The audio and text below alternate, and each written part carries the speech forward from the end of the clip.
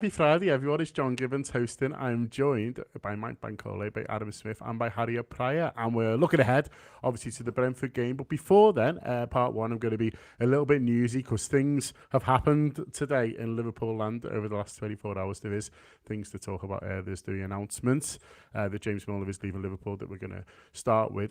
There's all the fallout or otherwise over God Save the King and what's going on tomorrow and Liverpool's decision that they are going to play our national anthem. And then we'll talk a little bit about the kit, but only a little bit because looking around, I don't think anyone's going to be too bothered, which is always the adult grown up position to have, ladies, gentlemen. But we shall see. Maybe there's a lot of opinions. Who knows? Adam Smith's got opinions on everything. He loves it. Loves an opinion. Can't Damn right. move with them. Fills his house full of them. No room for furniture. It's all opinions. Also in parts 2 and 3. I spoke to Jay Coleman a few weeks ago about a quiz night that they're doing. So he's from LF Quiz, and they're doing a big quiz night to commemorate, to mark Istanbul. Istanbul was good. You don't commemorate that. You celebrate. That is the word. Oh, all this Jubilee nonsense or coronation nonsense is meddling with me head. Jay Coleman, he's doing a quiz night. He's got a quiz app. He's doing a quiz night. It's about Istanbul. It's going to be brilliant. He's going to sell it well better than I did. We're also going to speak to Daniel Sanderson from Mondial Mag. Mondial is back, which is great news, and they're doing a lot of fantastic stuff. And so we got Dan to come in to talk about that and the new edition they've got as well. And then part 4, we'll look ahead to Brentford. But Mike, James Milner, we knew we might go eventually. All things come to an end. The Brighton stuff kind of got ramped up last couple of days. Then it looks like they've dotted the I's, they've crossed the T's. He's off to Brighton. And I'm a bit sad. I'm a bit sad too. And it's one of those that we've seen coming for a while. A bit like the Firmino news as well. We kind of saw the Firmino news coming from a mile off, but it's sad because these are players that we have gone on a journey with. Milner was there right from the very start, right from Klopp's very first game. And especially in those first few seasons, it's the season where he plays at left back for the entire season. He's an integral member of the squad. He plugs in wherever the manager needs him, whether it's central midfield, whether it's at left back, whether it's at right back, and does a really, really good job. So it's a shame we're losing not just an important player or someone who was an important player at times, but someone who, by all accounts, has been important in terms of the culture at the club. And that's something that we as fans might not necessarily see as much. We see the evidence on that on the pitch, maybe, and in terms of what the club have achieved over the last few years. So it's a big loss, but I guess we're also in a position where it's time for new cultural leaders to stand up. So maybe a Trent Alexander-Arnold might be a new player that can be a kind of a cultural leader, and we're seeing the stuff he's doing off the pitch. He's someone that obviously has, he's a very wise lad. So players like that, Andy Robertson, can assume more senior roles in the squad as we hopefully the summer signs some new players. But I mean, James Milner was a servant to the club, and I know there's obviously a lot of nonsense on Twitter about him and a lot of snide comments about his ability as a footballer. But look, I think James Milner was a supremely talented footballer. Was he Steven Gerrard? Of course he wasn't Steven Gerrard, but he was still a really, really good footballer. I mean, to play at the level he has done for as long as he has done suggests that we're talking about a very capable footballer here. So wish him all the best at Brighton. I'm sure he'll do a lovely job there, and I'm sure De Zerbi will love him as much as De Zerbi loves Lallana. So it's a sad ending, but one we've all seen coming. Yeah, James Milner came up in the press conference and Jurgen Klopp was asked about him, Harriet, and he said we wouldn't have achieved what we've done over the last 7.5 years without James Milner. But it just shows the esteem that the manager holds him in, and echoes what Mike was saying there, really, about these cultural architects, about these huge presences within the dressing room that have driven us to, will help drive us to the success. And Jurgen Klopp very much sees James Milner as one of them, and you can see that whenever he's on the pitch, whenever he's around the squad, you can see his influence, and also he was a really good footballer. Yeah, I think that was the main argument, wasn't it, really, for keeping him around, was not maybe that from a footballing point of view, he's absolutely integral to Liverpool moving forward, but more the fact that he is such a leader and he is such a big voice and someone who really commands respect. And I don't even just mean that from the players' perspective, I also mean that in the fans, and everyone really just gets him, don't they? And he's such a great character, and I think we will really miss that. But there has been so much talk about summer and what needs to happen, and the fact that it does need to be kind of sentiment free. And I think this is a real sign that the decisions that are going to be made over the next 6 months are going to be very sentiment free. It is going to be getting rid of, clearing out some of the players that maybe Klopp doesn't feel are integral to the future anymore, and bringing in new ones. And it's just sad that it's the players that we really loved for so many years that are going to be going out the door. But we were lucky enough to speak to him for the Klopp documentary, and he had so many incredible stories that he could really reflect on from his time at Liverpool, and you could see to him as a person kind of how much everything meant to him. And my favourite was him kind of retelling when they were winning the league, and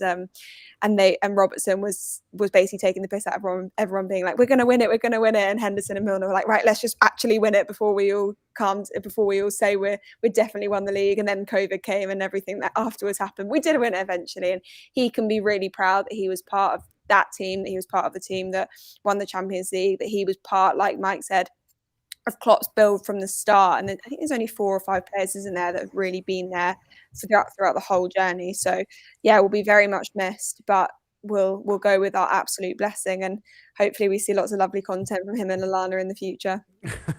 Yeah, it's Harriet talks there about the club needing to make tough decisions this summer, and that is right, and there are people with jobs like sporting director Adam, whose job it is to decide who should stay and who should go, and not necessarily just that, but also what sort of type of contracts we should be offering to people. Obviously, whatever was offered to Adam Lallana before that, and then to James Milner now, they've decided that sort of Brighton's a better move for them, whether that's playing time or just sort of wanted a change, longer contract. I don't know. These are decisions to be made by other people, really. We're football fans and we don't need to take emotion out of it. In fact, I normally throw more in, to be honest with you. I'm that sort of guy, and I'm very emotional when I think of James Milner, and there's a part of me that would like to keep them all forever.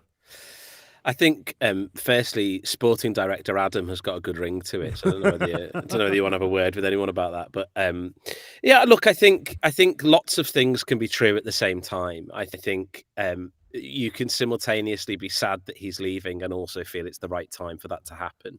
And I think that, if we're all being honest, the club is, and I am one of those people that does think that Jurgen Klopp operates on emotion a little bit too much when it comes to player contracts and renewals and things like that, and that maybe we should have been a little bit more hard-nosed with players at times.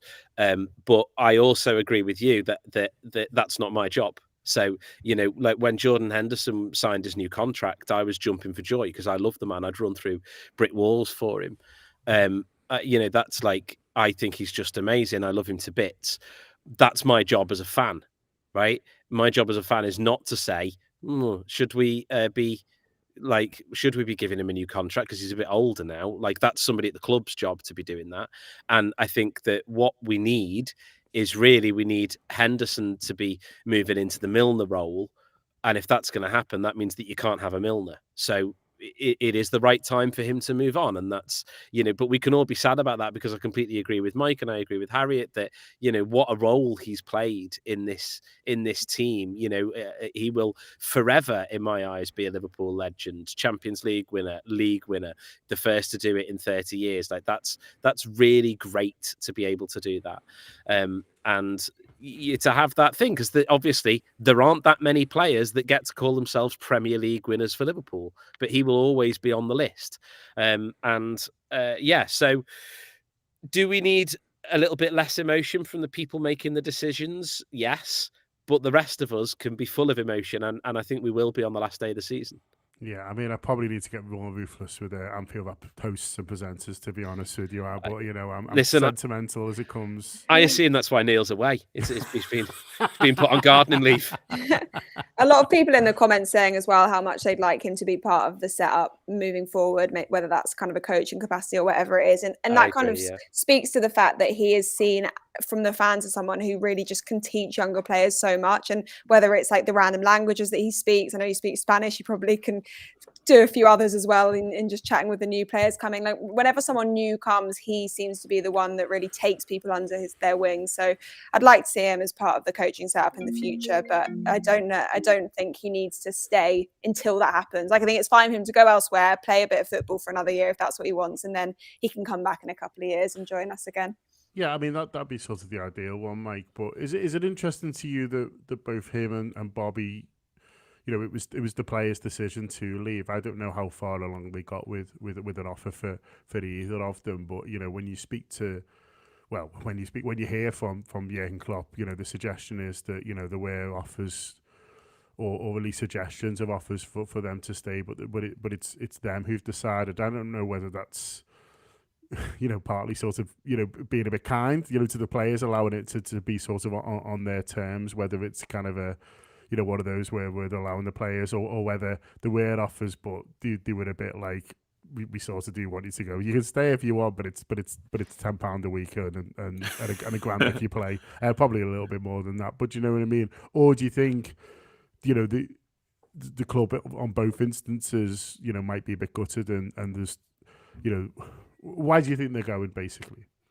I think the club would have offered them like significantly reduced terms. So Milner it would have been made clear to Milner, but look, we're signing some midfielders this summer. I'm sure Milner's aware of that. Your minutes are going to be even more reduced, but we'd love you to stay for another year, and potentially might have offered him a coaching role straight after his contract ends. And maybe Milner's thinking, look, I can probably still play a lot more football than you're going to offer me in this new contract. I would rather go somewhere else for the last years of my career, and maybe if it opens up itself at that point, I can come back and coach. So I think Firmino probably similar position where he would have known if he took a contract offer from the club going into next season, he would have been the sixth attacker. Yeah. So I don't think he's comfortable with that at this stage of his career either. So I think the club have obviously made it clear to both players that, hey, these are the offers on the table for you, and this is where you're going to be moving forward. And I think the players have decided, look, I want to kind of move on. And I think it's probably for the best for all involved. I think for Firmino, he's 31. He could probably have a lovely time in Italy. And Milner could, I'm sure, have a lovely time at Brighton playing some fluid football. I mean, they were brilliant last night, I thought. And I can imagine Milner playing an important role for that club in the same way Danny Welbeck has, the same way Adam Lallana has. So, yeah, all the best to both of them. I guess we do need to be ruthless this summer. And look, as much as I love Firmino, I adore Firmino and Milner and so many of these players have won us so much, won us everything. There is a point at which we have to say goodbye, and that can be tough. And I'm like you, John. I love these players. Like, I get a bit emotional sometimes, but we want to win trophies at the same time, and we want to build a squad that can get 90 points in the league, and can hopefully, if the big four comes off, we can be playing Champions League football as well. So we want to be competing, and part of that will involve making big decisions this summer. More on the Final Four in part 4. It is. I am now obsessed with trying to make a TV program where having a lovely time in Italy with Bobby Firmino is the sort of title. I think I'd be a fantastic host of that. Although, Adam, you've got the hats. You've got a better clothes to have a lovely time with Bobby Firmino in Italy. So maybe you should do it. But I do suit hats and sunglasses. They're and sort boats. of the two things that suit me. You're hired. You're hired. Done. Yeah. I think, to be honest, I think most bald people suit hats just because they just haven't got the head to cover. It just raises them up a couple of points. Just to sort of finish off, Harry, on Milner, on part one. Someone mentioned before that, I think it was Adam actually talking about the Milner role, and I feel like it is testament to him in a way, and I'm sure he doesn't want it. A bit like David Fairclough doesn't want to be super sub, but then sort of later embraced it. I'm sure part of the reason he's leaving is that he quite liked the Milner role to be starting in central midfield and would like a bit of that. But I do feel like in 30 years' time, a bit like with David Fairclough, you still talk about super sub, someone will come on to kick someone, and I'll be like, he's coming on to do the Milner role. He's defined that so much. Yeah, but also imagine being in the Premier League for 20 plus years and still being like, I need to be playing week in, week out. Like the level of kind of, I don't know. I'd be scaling back. Yeah, I'd be scaling back. I'd be happy scaling back. I'd be happy playing a bit of part role. But that's just not the kind of character he is it? And I think we really need to reflect on the words that Klopp said in the press conference. Like everything that Liverpool have achieved, in part, they do put down to James Milner. And that is just a ridiculous statement because they have achieved so much in Jurgen Klopp's time. And yeah, it's funny, isn't it? Because there's been games this season even that he's come on to see see out games. He's just gone to the corner flag when everyone else seems to still want to be trying to score a goal when we've got 2 minutes left and it's a 1-0 lead we're clinging on to. The Man City game is the one that will really stick out to me from this season, where he just does an exemplary job at basically dealing with players that should be on paper way faster than him and have way more youth on their side than him, and he just manages to deal with everything so well. But yeah, I think it's a fair comment. But he wants to still be playing regular football. He still feels like he's fit enough and well enough to do that. He keeps himself in peak physical shape, doesn't need to be able to play football every week. So if he feels he's going to get that at Brighton, if he feels he wants to be back with Lallana, a really good manager, really exciting team to be a part of, why not? And yeah, he might just want a few years by the seaside as well. It's a lovely place to live, isn't it? But I think, like you mentioned, people will be defined by that role coming in. Like we talk about Firmino as well, like, they're being Firmino-esque, even Wijnaldum to an extent, or they're being kind of that role. James Milner's role has kind of been defined by him, and whoever has to step up and fill that in the seasons to come. It's not an easy one, is it? No, it isn't indeed. But obviously we wish James Milner all the best. Hopefully he comes on at the weekend and gets a fantastic ovation. I'm sure that will happen. And then someone pointed out before that at least we know these players are leaving, so you can enjoy them while they're here. It's also a similar thing to Bobby. Obviously Bobby's been injured, but you'd love to see Bobby and James Milner available, in the squad and as part of the action, certainly in that last game against Aston Villa. It could be, a really, really special afternoon, but hopefully still plenty to play for. But more on that in part 4. Okay, the King. There is a coronation going on in London. They love it. They love the pageantry. They love the pomp and circumstance. They love spending money because they've got loads. Adam Smith, the Premier League, gave Liverpool a bit of a hospital pass, I think it is fair to say, rather than just saying everyone's doing this. They strongly recommended the clubs. Liverpool are suggesting that they were in a difficult position, a no-win one, if you like. They've sided on the idea of playing the national anthem. Do you think that is the correct decision? No. I think Liverpool have made it into a hospital pass, if I'm being totally honest with you. I've had, some people disagree with me on Twitter. Totally fair. They're wrong, but these things happen. But I think the Premier League has strongly recommended that they do it. So they're not saying you have to do it. Liverpool know full well that the desire of the fans is for it not to be played. And so what's essentially happened is the club has gone, we can either side with the fans or we can side with the Premier League, and they've chosen to side with the Premier League. They've thrown the fans under the bus because they know what's going to come. And the absence of something is not a story. The presence of something is. So if they hadn't played the anthem, it's very difficult for newspapers to make that a thing, I think, because not doing something, it's very difficult to make it something. You can't talk over me, Harriet, you're on mute. I muted myself, but I don't think it is. I think even if Liverpool don't play it, that becomes the story. Of course I it does. think the absence of it does still create it's a harder story to tell, is what I'm saying. The absence of something is a harder story to tell because you can't go, here's the videos of it happening.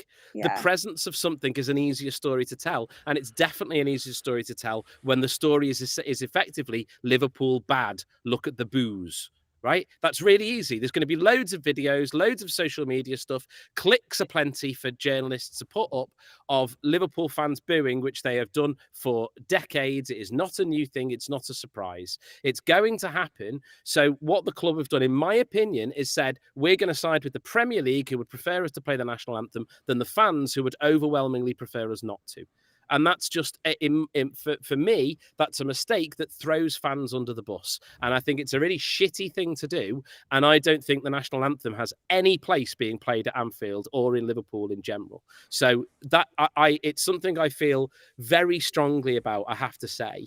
And I think it's really, look, obviously the big baddie here is the Premier League. I don't know why they're sticking the beak in. Tottenham are quite happy putting up a big screen outside their stadium to do all that. So clubs can do weird shit like that if they want to. The Premier League did not need to get involved in any way, shape or form, but to basically, as you say, to sort of go, oh, you really should do this. I mean, we're not telling you have to, but I mean, you probably should, shouldn't you? That's weird. Just why? Stay out of it and go and approve murderous nations to take over football clubs instead. Don't we? If you want to get involved in politics, do shit like that. I've just got no time for it. I think, Harriet, it is always a little bit tougher than we sort of, paint it as, because we're supporters and listen, we should see this. And I don't disagree with a lot of what Adam said there, to be honest with you. I think I feel like, it's the club don't want to look bad, so they were like, well, we'll push it onto the fans and see sort of they go. And obviously, listen, whatever the fans do sort of reflects on the club and sort of things like that. But the more I think about it, like, the more that I sort of get the arm in a tricky position on it all, really, both in terms of, the people that they have to deal with on a day-to-day and week-by-week basis. That's the Premier League, that's other clubs, and stuff like that, really. And, they do need to have sort of working relationships and things like that. And also a little bit Jordan Henderson, like he's England captain now. I mean, Harry Kane's not really. And so it's sort of de facto sort of Jordan Henderson. And he's someone who is clearly very proud to play for his country, is clearly patriotic, and I would imagine will sing along, at the weekend. And so, although in a way sort of playing it's putting him in a difficult position, I think if they didn't, it'd be something he would ask about. And it is just become this thing that I just end up thinking, like, why is it something that we have to get involved with in football? Like, I just end up in the position of, why can't all this just go away? I think it's difficult in the context of basically the social media generation, where you're forced to have an opinion that is either black or is either white. And if you sit somewhere in the middle and you're like understanding where the club are coming from, but you're also understanding where the fans are coming from, and then it becomes a really difficult situation, then it's difficult, basically, isn't it? Like, I get what you're saying, John, in terms of sometimes we forget that Liverpool is just run as a business in so many ways, and they have to deal with all the different stakeholder groups on a daily basis. And one of those is the Premier League, and one of those is, all the different groups they're dealing with. And for them, they're like, this is just easier if we just do it like every other club is. I'm going to presume most other clubs are doing this at the weekend. Yeah, so everyone's doing it. Everyone's doing it. So then they're like, well, we don't want to be the one. Because for them, they'll be like, well, we're going to attract attention either way. We're going to be the one club in the Premier League that doesn't do it, or we're going to be the club that does it, but it's going to get an awful reaction. But there is an element, like Adam says as well, of the fans needing to be kind of protected, and it needing to be a thing where the media don't have basically just open arms to slate everyone and slate every single Liverpool fan. But ultimately, we know what the reaction is going to be. I feel like it's just going to happen. We're going to have to deal with it, and then we're going to have to move past it. It's happened before. It's not going to be the first time. It's definitely not going to be the last time. Would most fans opt for the national anthem when you play it? Absolutely not. Is it going to happen? It looks like it. So we're just going to have to deal with the consequences, and it's a bit shit. What I would say, though, is, Mike, is that civil disobedience is getting tougher and tougher these days. Apparently, any protests around all this carry on in London is being quashed. You're not allowed to go anywhere near the king and say anything nasty about him or his family at the moment. And so arguably, the one place that you can say your opinion and say what you feel about all this is Anfield on Saturday afternoon. And that's a positive thing, I guess. You know what I mean? Civil disobedience, I think, is a good thing. I think it is good to speak up against things. And I might have a little go 5:25 on Saturday, Mike, if I'm out the pub. Yeah, no, it's going to be interesting. I'm going to be at Anfield on Saturday as well, and yeah, sorry, that was my phone.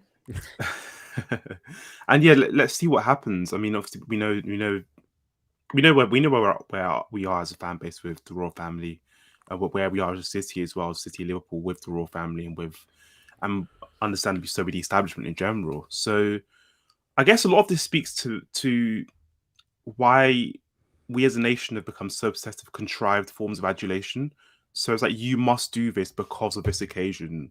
And I think it should ultimately just been up to each individual club, based on their values as a club, based on the ownership, based on the manager, maybe, I don't know, but based on that club, if they make a decision they want to play the national anthem to mark for coronation, they can do that. The Premier League shouldn't be imposing on clubs that you're advised to do this. It just feels incredibly sycophantic, and I feel like as a nation that's something that's inherent in how we operate with the royal family. Like this kind of, you must worship them. They are these people who rule over you in some ways, and they deserve your adulation. And actually, if you are anti-monarchy, that's fine. If you're pro-monarchy as well, that's that's up to you, whatever. But we shouldn't be forced to worship or to praise or to honor the royal family. Everyone has differing views on that. I just think it's really weird that it's being imposed on us. And I do think Adam has a point that, look, the club have, put this on the fans. So they know the fans are going to give it a particular reception. They know it's going to make headlines, and they know that ultimately they can say, hey, we played it. We played it. We did our role. We honoured the royal family. But at the same time, I do take Harriet's point that if they didn't play it, I guess the club would be under a lot of criticism. So it's a difficult one for the club, I guess. Do we throw it on the fans? Do we kind of take the blame ourselves? They probably should have taken it on themselves and just not played it and just avoided the headlines. But it is what it is. It's going to happen. It's going to be booed. That's inevitable. It's booed at Wembley whenever we go to Wembley. It's going to be booed at Anfield. So that's where we are. But I think a lot of this is just about where we are as a nation. We just seem to impose these forms of adulation when it comes to the royal family, and it's just a bit weird. So many amazing words there. Wow, Mike. I didn't understand half of them, but I loved it. He's a smart guy. He's Mike. such a smart guy. Just to finish off, Adam, you'll over the next 24 hours, I would imagine I will hear an amount or number of people telling me / us, listen, if it's not for you, just stay quiet or whatever. But what pisses me off about all that is that's also like a form of like subservience. Compliance, do you know what I mean? It's like I completely agree with what Mike said. We're forcing this sort of kind of compliance sort of onto people. You will sing "God Save the King," but if you don't want to, look, just shut up or stay out the way. Do you know what I mean? But I feel like almost no. Well, you're still doing it. Do you know what I mean? That thing. Do you know what I mean? Whether you're sort of singing it or not, you're still saying this is how you have to act, and it's still. I just end up wanting to scream really because I'm like, no, yous are mad. Like the sensible position is to not want to do this, and I feel like history will judge us kindly on this. When civilization, Adam, is studied, I mean, I don't think they'll spend loads of time on this, but when they do, they'll be like, no, the Scousers were right. That's fucking weird. Yeah, it is fucking weird, and to be honest, it's offensive. I honestly think it's offensive. Like the country as a whole is spending hundreds of millions of pounds for this coronation. There will be a car that will drive a crown covered in diamonds from one palace to another palace to be put on somebody's head because of the nature of their birth, at a time when the most stolen things from shops are nappies and baby food.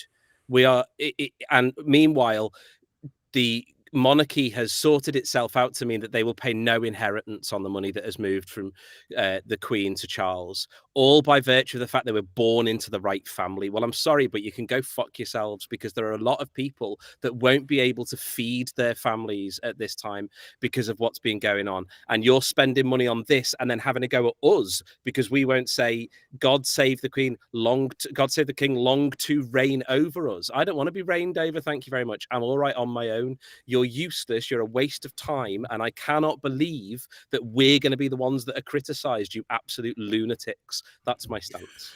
There's a nice new kit, Harriet. It's red. It's really red. It's one of the reddest ones, I feel. I really like it. I think they're going to win loads in it. Adam Smith wants to be a strong, independent man. Just let him be a strong, independent man, John. Throw your hands up at me. Is what Adam Smith's saying. As long as his missus doesn't hear. I love the new kit. I'm all in on it. It's a kit that you're just going to win loads in. And I hope Liverpool are good enough next season to win loads again, because that kit absolutely deserves it. Complete creds, by the way, to whoever was doing the creative direction and all of the shoots. And I know I sound like a proper media company person right now, but the small touches in it was so cool, down to the LFC coin going in the photo booth machine. I just loved it. Thought it was so well thought out, so cool. Loving them all in their trousers. I wonder if they're their own. We need breakdown on the shoot where it says trousers model's own, because I want to know if Robertson's trousers are his, because he bought them for the shoot. What is going on? What's happening? But no, mostly that the kit is really red, really cool. Loving some of the 70s music they're putting over it as well. Yeah, 10 out of 10 from me. Yeah, text it if you know where Andy Robertson got his kicks from. It is sort of very important. It's too dear, Mike. They're all too dear. They keep going up, which is a little bit of a shame. People who are trying to figure out how much it's going to cost them for the kids and stuff like that. I know it is tough, but as a football kit to watch footballers in, it looks a really nice one. Yeah, it's definitely expensive, and it's a shame. it might be the first kit I buy in a long time because it's an absolute belter, that kit. Like, it's just everything I want from a kit. I don't like over sophistication in a kit. I just like red, maybe a bit of white on it, and just the LFC badge, and I'm good to go. And this kit ticks all those boxes, right? And yeah, it's got a retro feel, as this comment says here. It feels like a league winning kit, and it feels like a kit that deserves to grace the Champions League. So hopefully, if the big four goes well, and I'm doing this on Neil's behalf at the moment, as he's in NYC. Yeah. But hopefully the big four goes well, and we can, wear this in the Champions League, because that kit it's glorious. That's the European final kit. It will also look great in Dublin, where the Europa League final is, Mike. Yeah, you never know. You never know. It'll look great. I'll take it. But like Adam Smith itself, stuff like that doesn't go out of fashion. We're going to wear it on the last day of the season, which I don't really approve of, Adam. I feel like, there's a gap, and then you wear next season's kit. It feels like a thing, to sell kits. This is why I'm not very good at capitalism. I'm like, no, I'm against that. Why are you trying to sell more? But then it does make me happy that Bobby Firmino's going to get to wear it once, because he'll look great. Yeah. And I think if we're all honest, we could do with just putting this season to bed as soon as possible. So if we can start the next one earlier than planned, that's sort of fine. If we just go, do you know what? It's already next season. Don't worry about it. And yeah, look, all of the above. It looks amazing. It looks great. It's definitely a league winning kit. It's definitely too expensive, but I'm never going to buy it. So what do I care? And yeah, I think it's a lovely one that we're going to be able to watch them play in. Hopefully, watch them win a lot in. And it's just got a really lovely retro feel to everything. It's sort of mostly 70s, 80s, but also that random one from the 90s that I think Robbie Fowler was particularly good in, if memory serves. So yeah, I'm behind it. I'm as long as the away kit isn't the mad colours that the disco one is that we've been really shit in this season. That's the key thing we need to find out about now. Yeah, next job, get it away kit, we're not shitting. That is the next job for the people at Nike. We'll leave that with you. I will leave part one with you. If you are listening live, you're going to jump straight in with no gap whatsoever. If you're listening to this as a podcast, you are going to get a couple of inserts I mentioned before. Jay Coleman, Dan Sanderson, talking about what they are up to. And then we'll be back after that.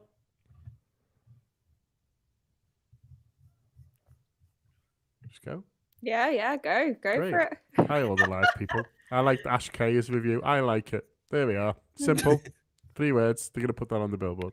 I put the comment about Adam Smith spot on up when he was talking about the kits to make it seem like they agree with his kit opinion, but I think it was his royal opinion. But yeah. Any opinion, any opinion. All his opinions. Ryan says, "Do the clap, never seen it live, just for you, Ryan." Here we go, because it's fucking Friday. Hey! And it's Fuad's birthday. Is it? Oh. Yeah. Okay. And we're back. Oh, I was going to count you. Go on, count me. 3, 2, 1. And we are back, podcast people. I hope you loved those inserts. Thanks a lot to both of them for coming in to see us. Best of luck with the event. To Jay, do try and get down there. Will you give me a quiz question? And he said there's Jurgen Klopp's not won a 3 grounds. So as Liverpool manager, there's 3 Premier League grounds that Jurgen Klopp's not won at. Do you want to have a little think, and I'll get the other? It was hard. I didn't get any of them, to be honest with you. Harriet's got a hand up, which is very polite. Well, this season they haven't won at Forest, have they? Forest has won. Oh yeah, good shout. Yeah. Do you not know the answer? No, I've just realised. I thought he'd WhatsApp them to me, but he said them before. I think it was Forest. Oh, this is a shambles. That must be one of the answers. It must be one of them. There we are, and it's good thinking. I'm really sorry about this, Jay. He messaged me just the question, but then when we were live. Sorry, Jay. It's been ages since he come in. He's online now. I'll get him to do them. We'll do them at the end. Adam Smith, Brentford. Are we going to beat them? We haven't won at Brentford. That's 2. Yeah, I know the third one. Do you? Go on. I think it's Swansea. I think it is Swansea. There we are. We boxed it. Sorry, Jay. When you go to that quiz, it'll be better than that. Adam Smith, we're playing at Brentford at home. Are we going to win? Yes. Question mark. I think we are. I do think we are. But I think that I think it depends on whether what happened in midweek, which was basically a big bowl of nothing with a penalty in the middle of it, which is I'm totally fine with. Whether that was because we're sort of saving ourselves knowing this is the tougher game, or whether it's sort of us running out of steam a little bit. I don't know. My instinct is yes, we're going to win. But I do think they're a very good team, and I think they will maybe be a little bit more on it about how to expose that space down the left-hand side a little bit more than other teams have done. And, we conceded 3 against Spurs, and they're dog shit at the minute. So I think, like Brentford are a team that know how to... And also we got physically bullied, didn't we, against whoever it was before West Ham. Wasn't it? Anyway, they were very much with the long throws. Forest were good at the throws. The long throws from Forest. Yeah, we got physically bullied by them, and they, and Brentford, I think, are better at that than Forest. So I don't think it's going to be any kind of walkover. If I was having a bet, I'd maybe say Liverpool to win by 1. Yeah, it's not going to be a walkover, Mike. They've got a manager who's good at looking at the opposition and looking at ways to exploit them. That said, they turned up to Anfield last season when we were struggling a bit and we won 2-0 and it was fairly uneventful.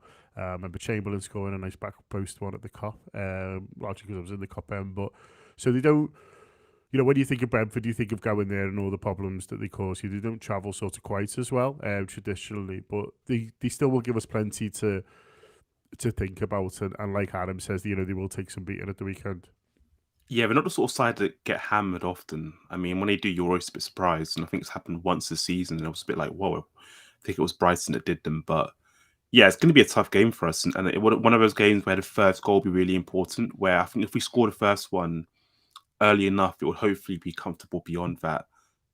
It feels like the kind of game you'd want Jota to start, just because Jota is a sort of player that scores the opening goal in the most scruffy circumstances possible. But it's just always relief whenever he scores a goal.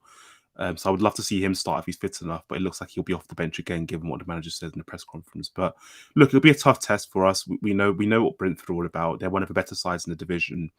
Since they've come into the division, it's really weird because they feel like such a Premier League club, and it feels like they've been in the Premier League for so long, but it's only been 2 seasons.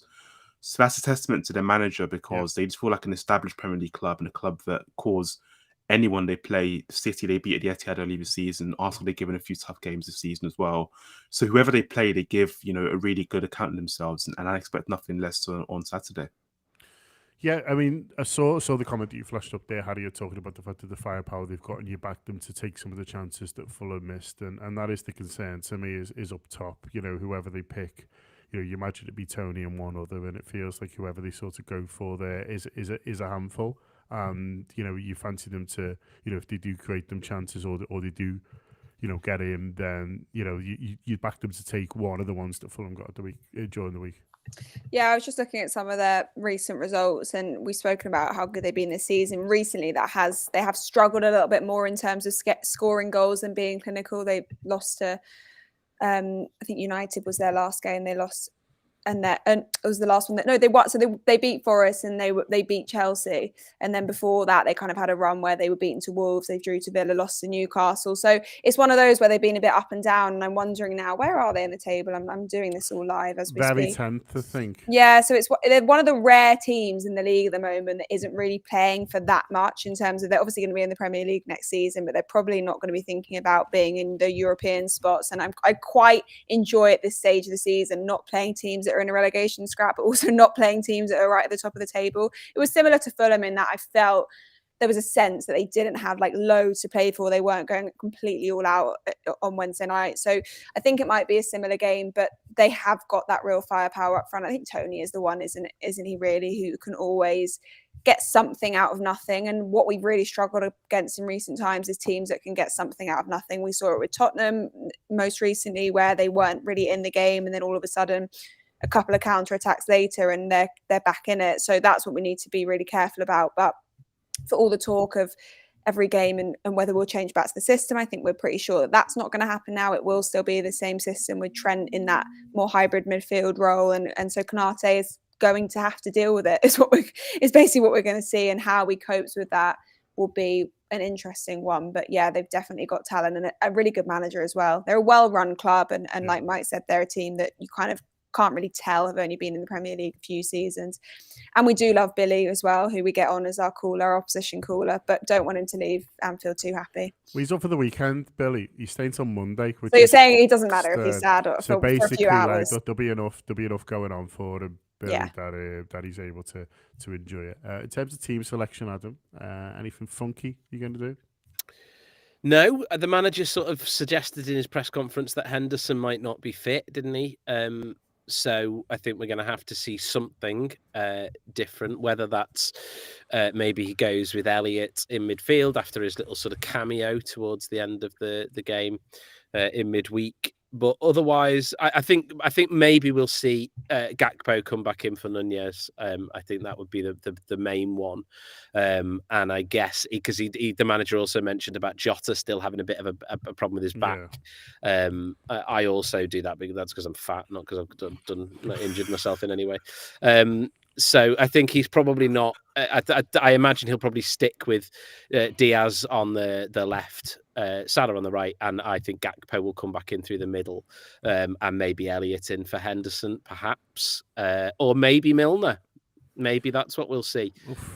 So yeah, little bit of Milner for us all to go. Oh yeah, that's what he does. Yeah, so maybe it'll be shite. I don't know. And obviously Robertson back at left back as well. Yeah, Robertson and Gakpo feel the obvious ones for me. Mike, they felt like they were vested sort of rather than. I know Robertson wasn't great in the game before that, but it felt like it was a bit of a rest. So them two to come back in, and then maybe has got a bit of a selection headache in midfield because if Henderson isn't right to start, whoever you sort of bring in, there's problems as well as positives. Yeah, I think he's got a few selection issues in terms of the front three as well, because does he start Diaz for a third game in a row, or does he bring Darwin in, or does he risk Jota for 60 minutes? So that's another one he's going to have to sort out. Yeah, it's a good shout on Diaz, yeah. Yeah, so because I don't think it would be wise to play Diaz 3 games in a row, starting 3 games in a row. I think he probably needs this game off the bench and maybe start the other one. So it's going to be interesting to see what he does. In midfield, I'd probably go with something similar to what we saw against Brentford. Against, who did we play last? Just go blank here.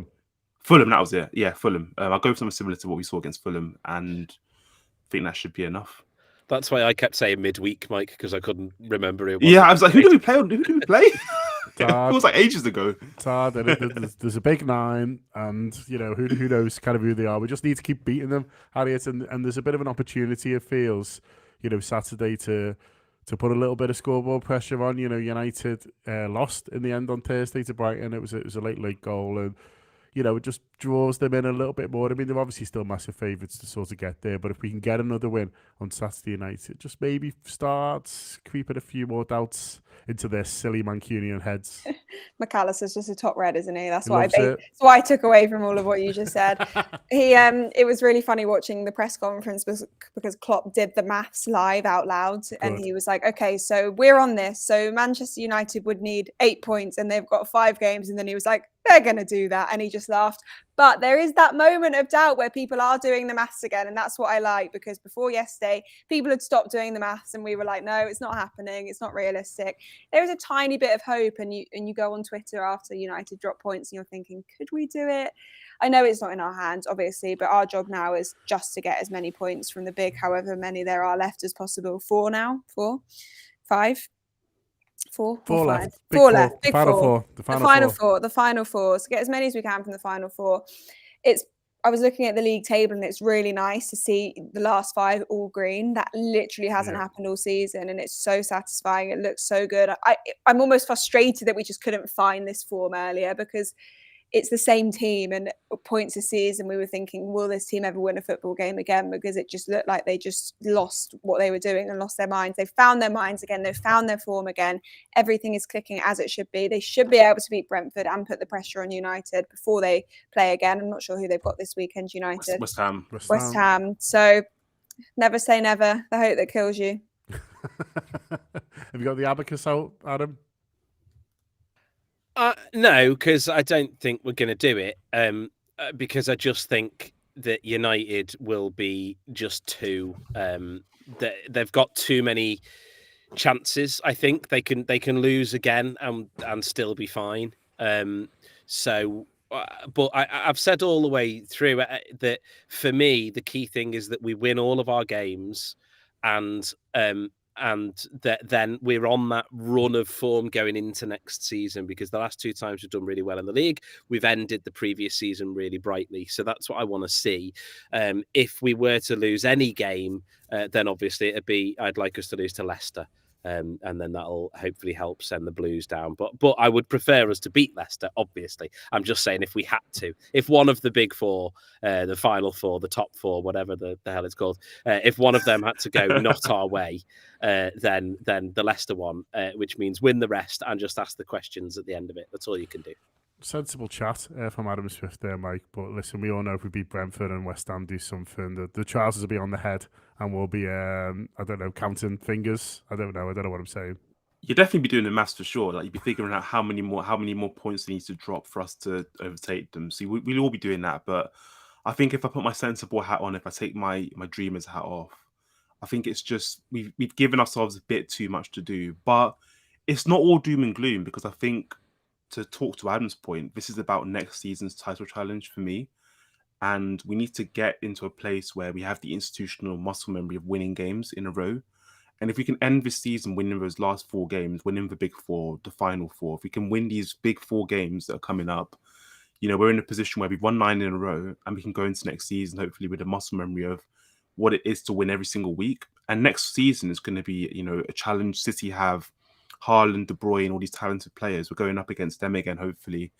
And to do that, we're probably going to have 1 or 2 spells in the season where we win 10 or 11 in a row and go on these big winning runs. So end of the season in a positive way.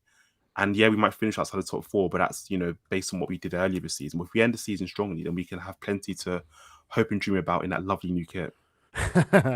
Listen, I hope you've got Final 4 fever wherever you are. I hope you enjoy your football action. If you're not subscribing to the Anfield Wrap, it is a great time to do so. We're going to have audio and video reaction to hopefully another Liverpool win streak after the Brentford game from pubs around Anfield. Loads of other stuff on the side. If you enjoyed this preview, there's plenty more of those as well. The team talk on the video service straight after Ian Klopp's press conference, really getting stuck into everything he said there. The audio that Ian Ryan hosts with aplomb.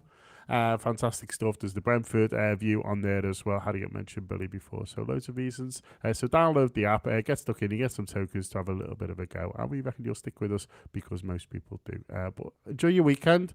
If you're out and about in your Eurovisioning, enjoy all that. Enjoy the match on Saturday, and as always, up the Reds. Thanks to my guests. Thanks to you guys. One love from Harry.